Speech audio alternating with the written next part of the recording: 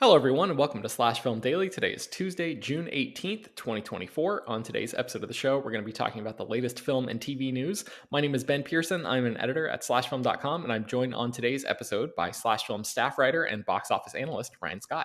Hey everyone, how's it going?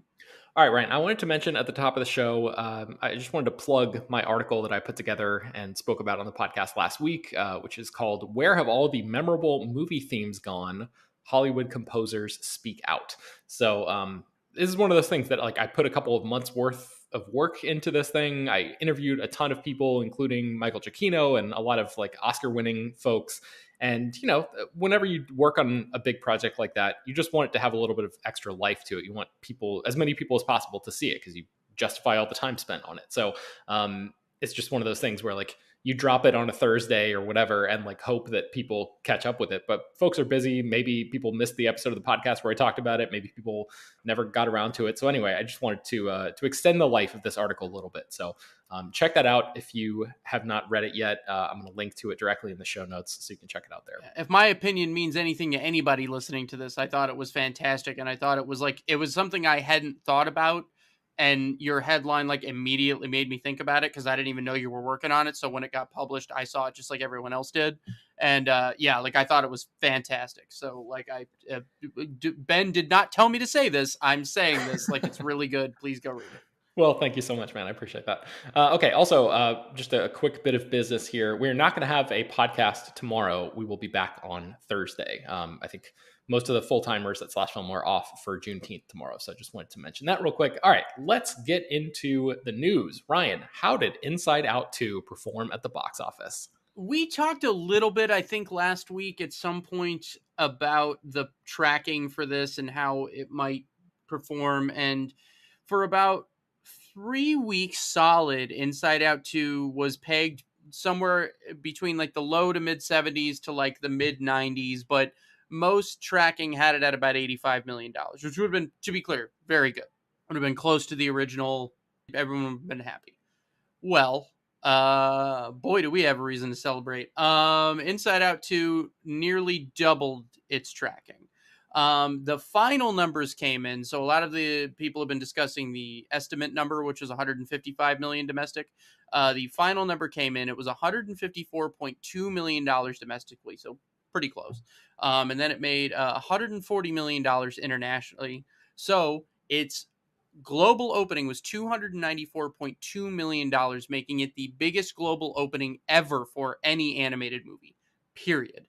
It is the second biggest domestic animated opening ever, second only to Incredibles 2 in 2018. And, fun fact, director Kelsey Mann now owns the record for the biggest opening for a feature directorial debut of all time, overtaking Deadpool. Wow. So, holy crap, did this do some business. Look, this is one of those examples where I thought tracking was going to be a little soft on this one. I, in my head, had thought I think this might, and I talked in our Slack last week, I think this might do 100 million or more. But, when you're tracking is optimistically at 95 million and you do essentially 155, that's crazy. And, it's an example. Tracking's been way off in recent years in some cases. And, I go back to Suicide Squad in 2016. I go back to It in 2017. Movies that just obliterated tracking. And this now holds its place in history as a movie that just, predictions just weren't even close. Do you remember what the difference was in those examples that you just mentioned of how far off they were compared to how far off the tracking was for Inside Out 2? I remember it being the biggest one that I can ever remember. And I mean ever. It was, I actually wrote a Tales from the Box Office last year for its 5th anniversary, and I did end up pulling up the specific numbers. So predictions, and mind you, this was leading up to the release of it, predictions swelled to 60 million, meaning oh wow, it's going to make $60 million on opening weekend. Well, it grossed 123 million. So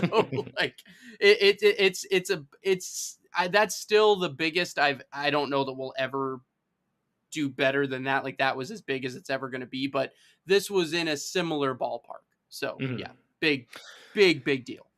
Okay, so I think the natural next conversation point here is like what this means for Pixar, and we talked all about the actual movie itself on Friday's episode of the show. I encourage people to go back and listen to that if you want like a discussion about the quality of the movie. But in terms of like the business side of it and what this could do for the studio, like we already know that Bob Iger and Disney and Pixar have decided to go all in on sequels, right? They've already announced at least 3 upcoming sequels that are in the works, and maybe even scheduled, like dated at this point already, for the next few years. So the question is, do you think that because this is a sequel, they're just going to triple, quadruple down on this strategy? Or do you think there's any hope that this means, okay, Pixar is back. Maybe there's a chance we get back to the Pixar of old, where that studio was churning out a ton of original movies that were performing really well and critically beloved and audience beloved and all of that. What do you think about the future of Pixar right now? Look, I am of two minds about this. I think it's easy for a company like Disney to do what it does best and lean heavily into the franchises here and go, this is how we be safe with Pixar. We just make sequels, we make spin-off. And there was that big Bloomberg article from I think like a week and a half ago where they talked about how, Pixar is going to change its strategy, move towards, more franchise stuff and stop making personal films, quote unquote, like that, because they felt like audiences didn't necessarily resonate with that. I would say a couple of things. First off, let's rewind the clock a little bit, not to belabor this point again, but let's go back to what Elemental did last year. Elemental opened with just $29.6 million. It seemed like a disaster on opening. It did, however, finish with $154.4 million domestically, and more importantly, made just about $485 million worldwide. It lagged out like crazy. I think that was the beginning of sort of reinvesting in Pixar as a theatrical concern.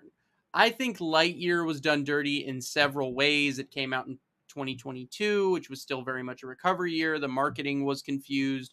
There were issues with that movie, and I think in 2023, Lightyear would have made more money. That's my belief. So I think because you sent Soul, Luca, Turning Red to Disney Plus for free, you didn't even charge for them. You devalued Disney. You devalued Disney's crown jewel immensely, and Bob Iger has even said as much without, obviously corporate speak, but he acknowledged that. So I think there's that, and I think you had to reinvest in building that back up. I think the double hit of Elemental legging out as much as it did to Inside Out 2 opening as big as it did says Pixar can be back and maybe is back in some ways. Half of that equation is an original movie. I don't think Inside Out 2 maybe makes as much as it did without what happened with Elemental. I would go so far as to say that. So here's my hope that, okay, are you going to make as much with the originals all the time? Maybe not. But this has been Pixar's business model from the beginning. The original Toy Story made $365 million worldwide. Now, granted, that was in 1995.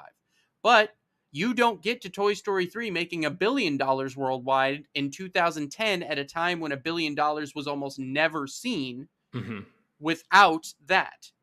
So, that's what I would say. And I would also say if you look at, the bar for success for an original, Elemental making nearly $500 million worldwide, WALL-E is the only Pixar movie with the Criterion release, and it made $532 million worldwide in its day.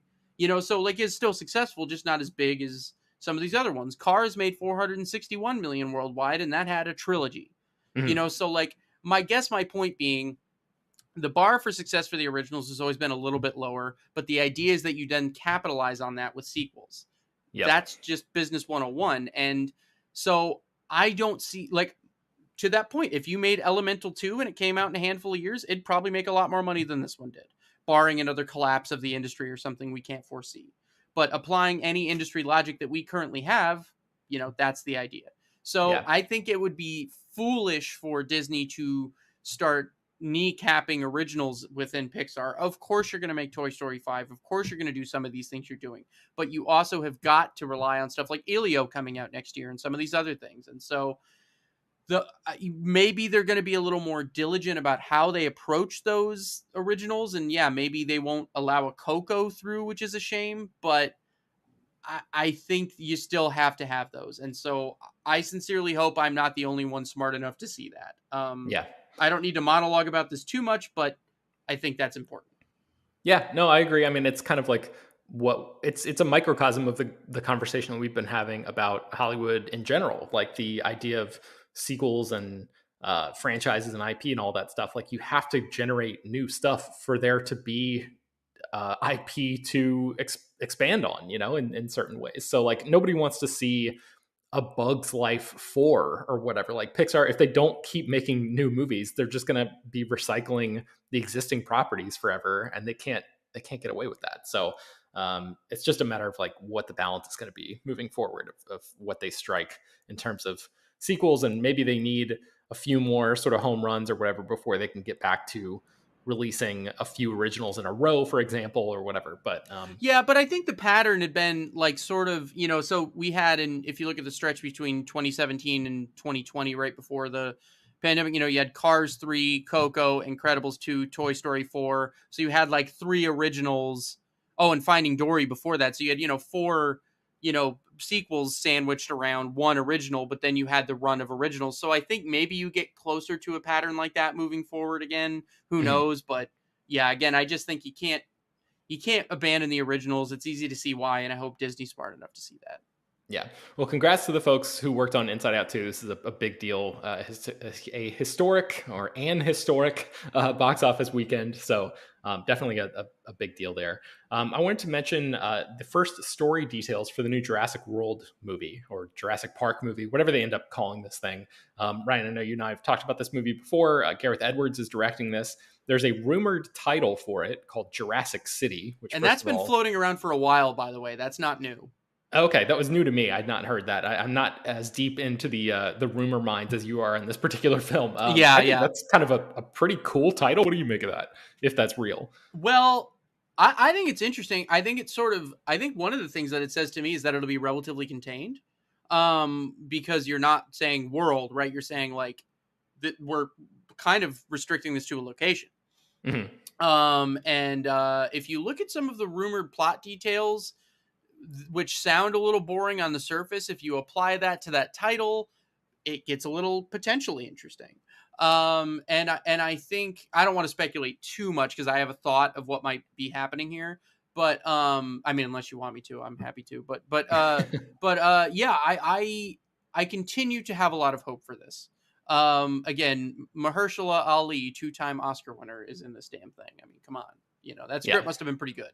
Scarlett Johansson starring alongside him as well. Yeah, the rumored plot details are this movie is being described as a completely fresh take, launching a new Jurassic era following 3 adults and 3 teens getting stuck on the island.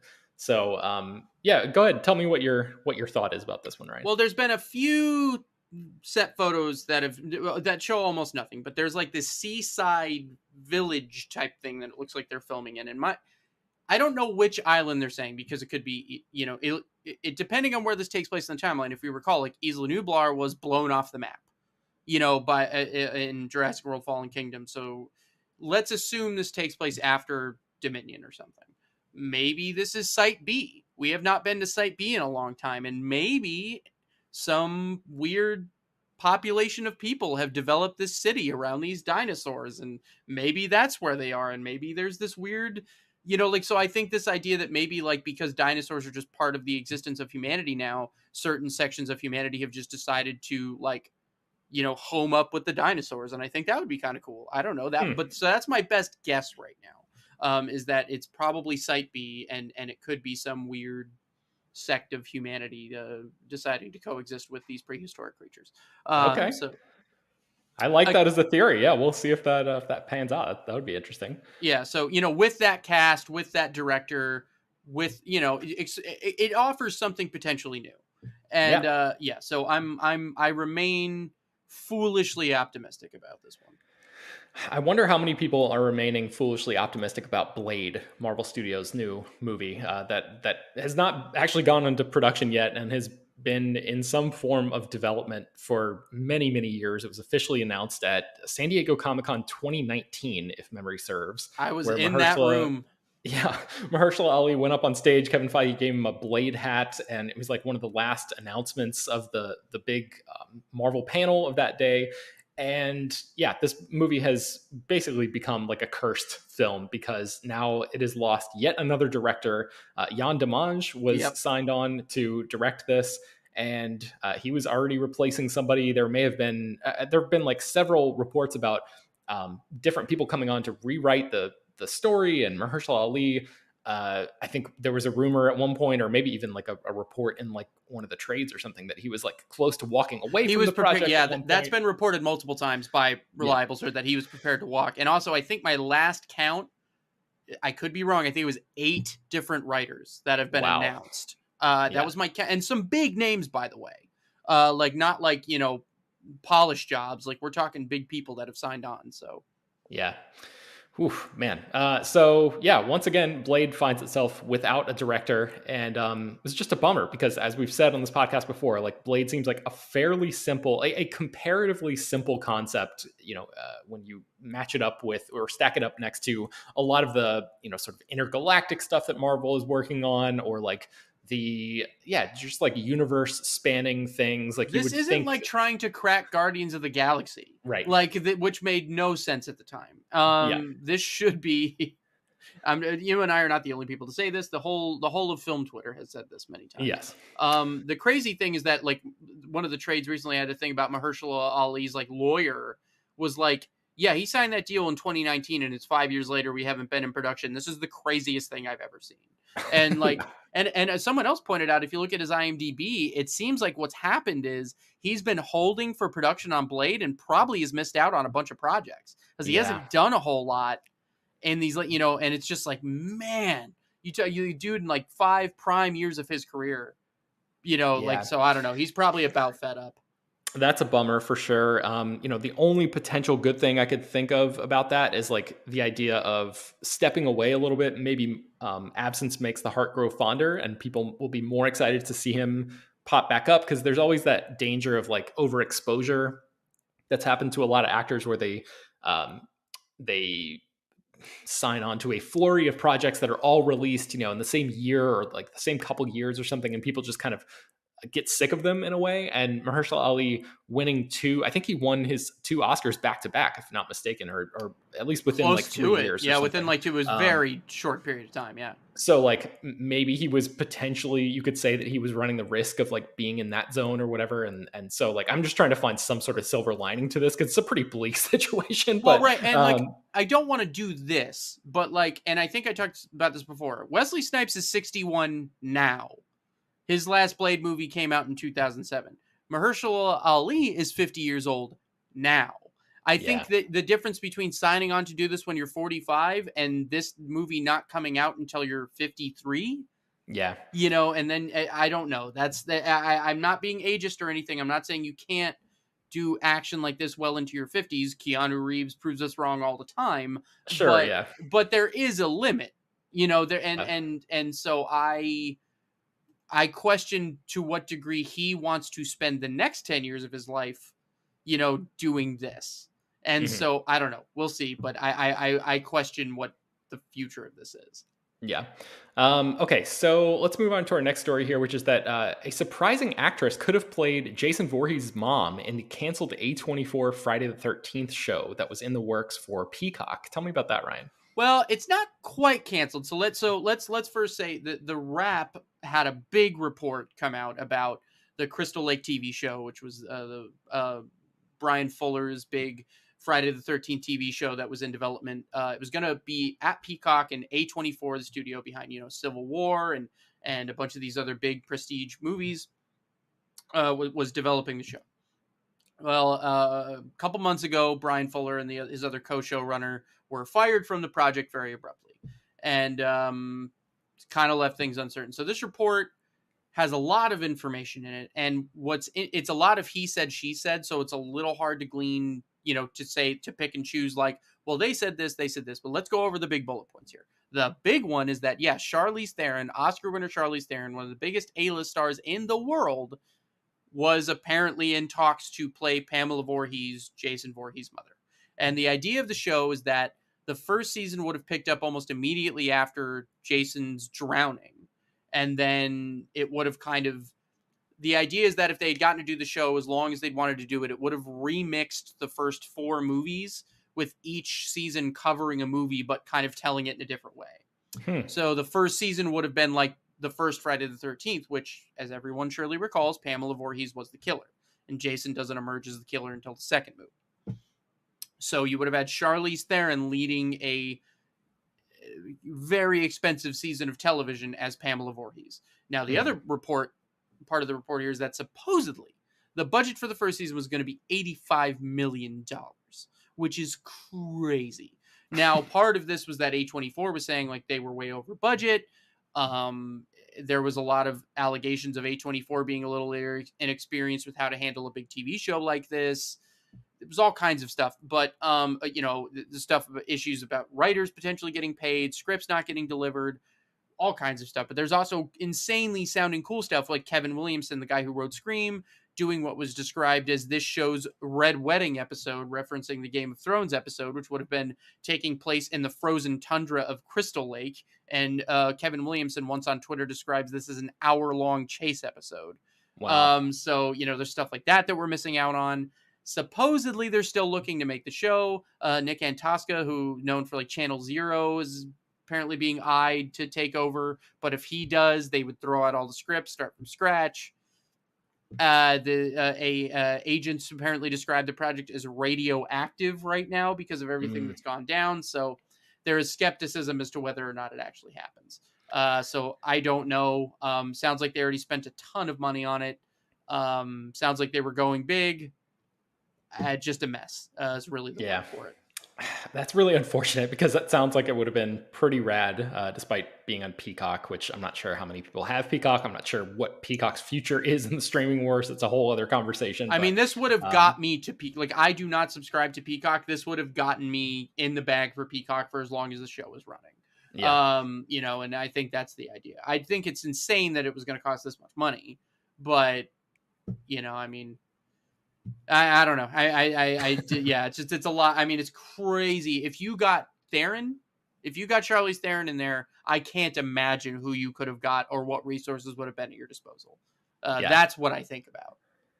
Could have been pretty killer. Okay, so speaking of very expensive television shows, a Game of Thrones spinoff called 10,000 Ships was in the works for a long time and then was, I guess, abruptly canceled at some point, I think last year, maybe earlier this year. It was in the works back in 2021. I think it may have been announced even like slightly before that.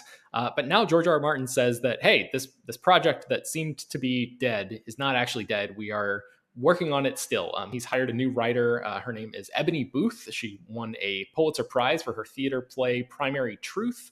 And now Martin says on his personal blog that a new pilot is being worked on by Booth right now. So, who knows whether HBO actually ends up moving forward with this, but I just wanted to mention it real quick for people who care a lot about Game of Thrones and the whole world of Westeros with House of the Dragon being back on and people diving back into that world in a big way. Just wanted to clock that. And you can go to the article at /film to get more details about what the history of that project is and what that show will be if it actually comes to light. Okay, let's take a break and then we'll come back. We have a lot more news to talk about.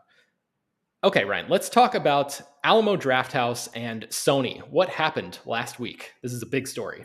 Yeah, this is huge. Sony Pictures, the studio, Sony Pictures, bought the Alamo Drafthouse theater chain. So what happened is there used to be this thing called the Paramount Decrees, and that sort of prevented studios from owning theaters. Those were shot down a handful of years ago. And we had heard that the Alamo Drafthouse was up for sale, but like what's interesting in our business is that like we will often hear whispers of a thing before it happens. Nobody had like Sony buying, emerging as a buyer. And yeah, so this is a big deal. It's the first studio effectively to own a chain now, like Netflix owns like a theater or two. Amazon owns a theater in LA, I believe, but this is a chain. the seventh biggest chain in the country, I believe. Yeah, the thing is that Sony is keeping all of the people in place. The CEO is still there. The creative team is still there. So it doesn't seem like they want to upend the business model as it exists. But to pretend this isn't like a big change would be silly. But Yeah. there's like an optimistic way to look at it and a pessimistic way to look at it, and just depend. There's no way to really know until this goes on for a while. So. Yeah. Yeah. The Alamo Drafthouse has 35 theaters in total across the country right now. And so this is not like, if a major studio tried to buy AMC or something like that, like that would be a much, much bigger deal. I don't even know if this could necessarily even be considered like dipping a toe in the water toward an end goal like that for another studio, because the theater business is so, um, like unsteady and unreliable, right? Like I know that the business of making movies is also unsteady and unreliable. So I'm not sure why why a major studio would be interested in buying a major theater chain. Like this seems boutique enough. It seems small enough of an experiment for Sony to just buy the Draft House and be like, hey, now we have 35 locations to worry about. Really, it's not like a huge thing. We can experiment with some programming. We can throw more anime on there. I've seen a lot of people say that because Sony owns Crunchyroll and because anime has become a much more bigger deal box office wise in the past few years, that this might be a way for Sony to kind of like help get those projects out there in a I way that, agree with that. I agree yeah. that that's probably going to happen. Yeah.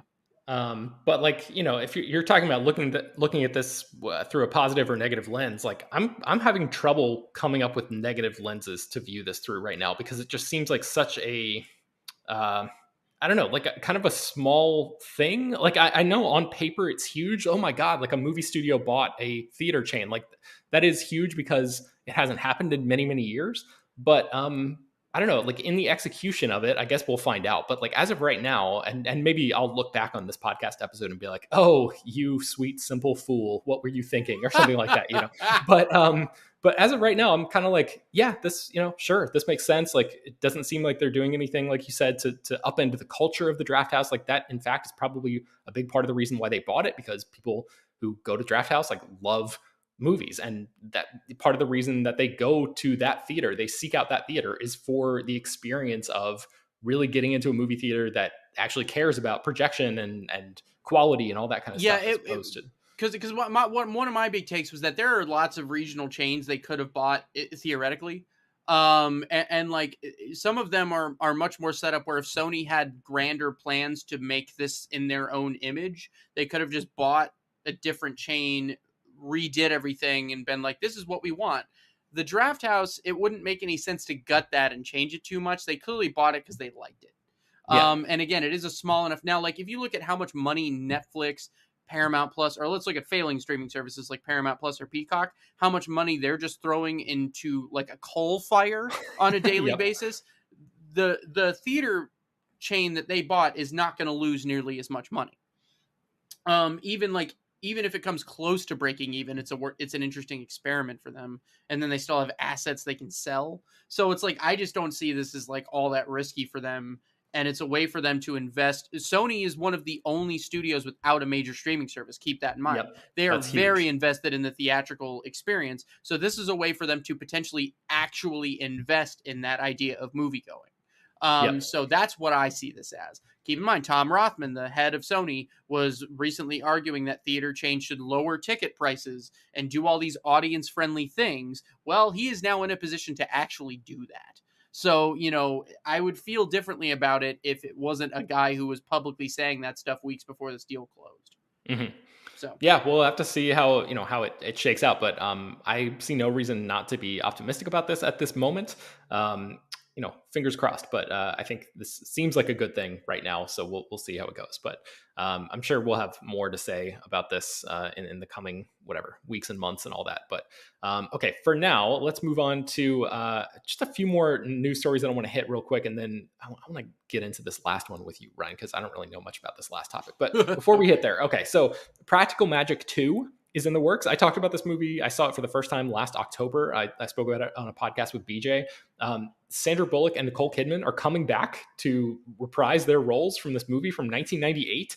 And at first I was kind of like, wow, that seems a little weird that they've waited this long to make this movie.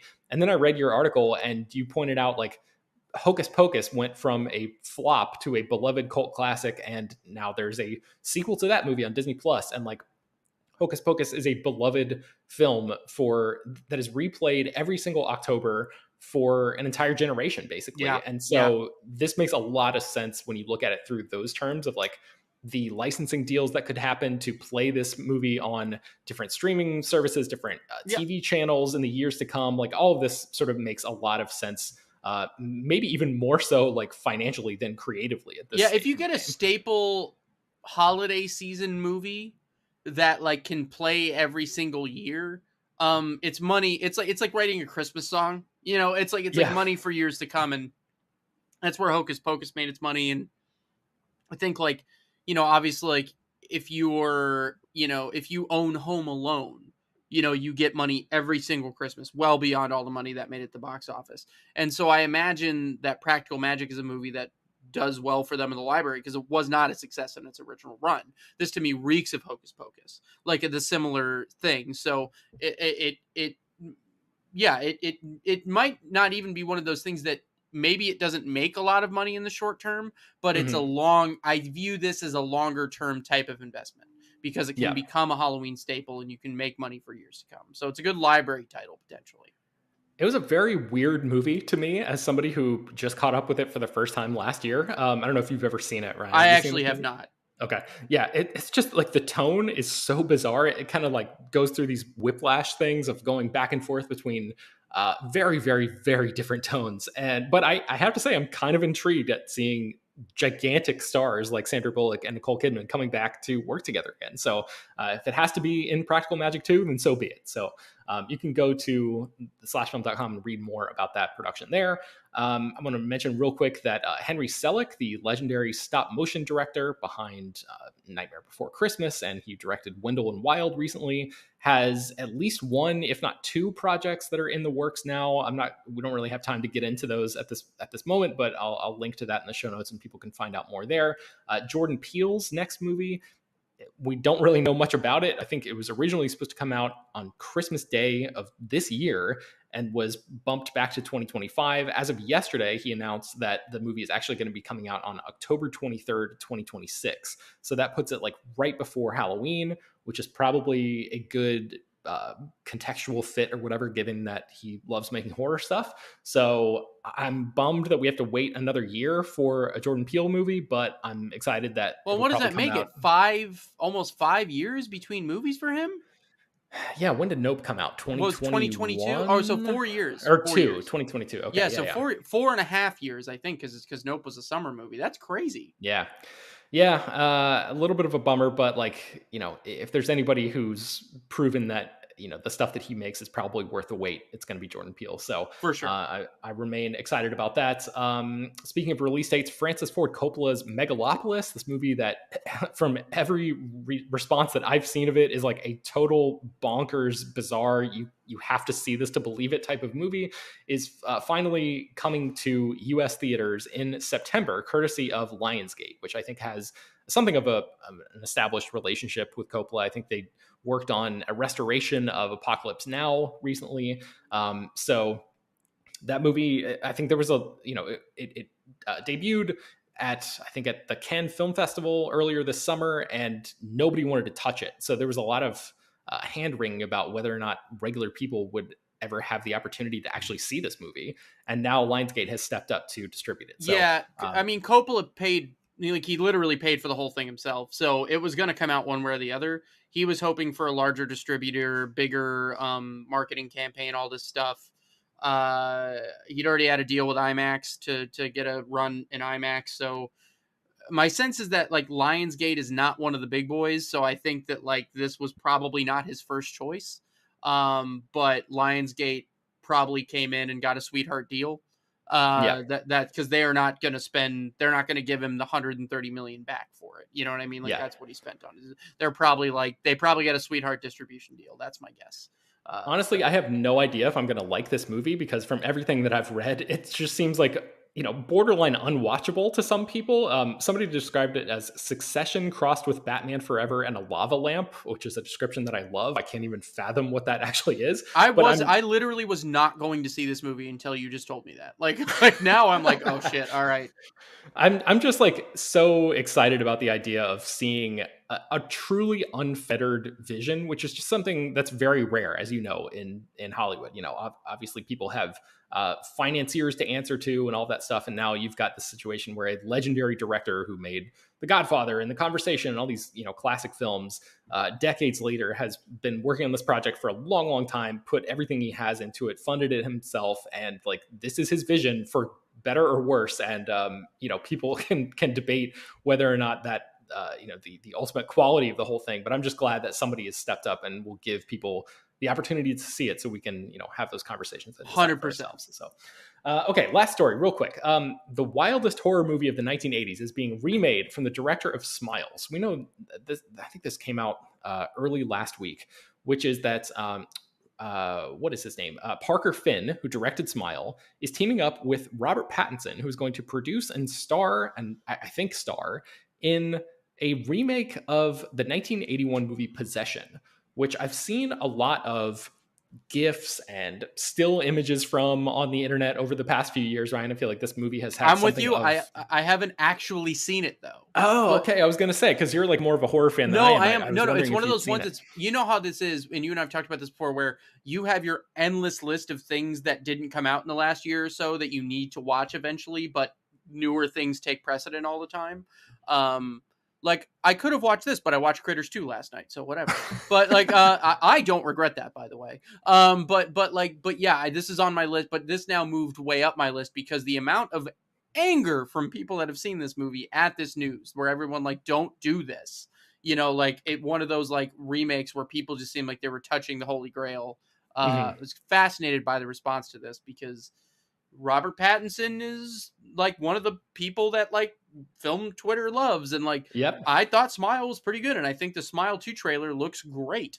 Like so it's like okay, so but there seems to be a sacred cow here, so I'm very curious about this. Yeah, it absolutely feels like a third rail situation where people are just like, this original movie that came out in the early 80s is like so singular that like it is an affront to good taste for anyone to even suggest the idea of somebody remaking it in Yeah, the what modern I day. had So heard, what my understanding, why I'm really curious to watch it now, is that what I'd seen is that it really, the movie feels like a lightning in a bottle situation, where like mhm. recapturing that feels, like a fool's errand. So it's not even so much about like, you can't remake this thing. It's just that like the whatever weird alchemy that exists that allows that movie to exist as it is, it just feels, just silly to try and redo it. So Yeah. how true that is, I don't know, but we'll see. Yeah. Well, one of these days, maybe you and I can both watch it and talk about it on an episode of the podcast or Yeah, something. and But also this is one of those things where it's like studios are bidding over it. We'll see, but like it also could be one of those things that it just, things get bought, developed all the time that don't actually happen.